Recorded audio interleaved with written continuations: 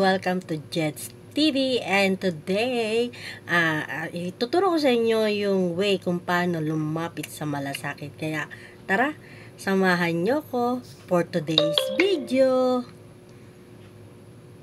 Alam mo ba na may libreng tulong medikal ang gobyerno na hindi alam ng karamihan? Ito ang Malasakit Center at ganito mo ito magagamit para makatipid sa ospital. Himen, saan makikita ang Malasakit Center?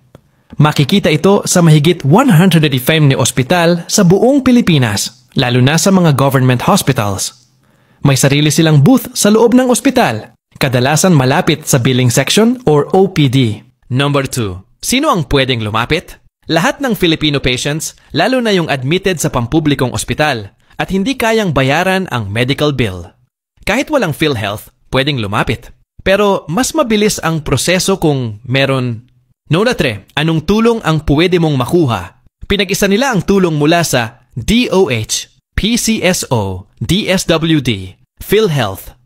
Sa iisang proseso lang, pwedeng ma-reduce o mabura ang bill mo, lalo kung charity case ka. Paano ang proseso?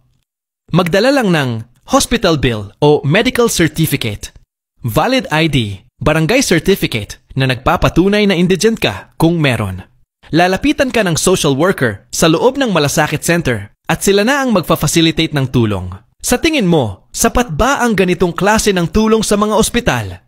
Na-try mo na ba ang Malasakit Center? I-share mo ang experience mo sa comments at i-follow mo ako para sa iba pang impormasyong makakatulong sa'yo.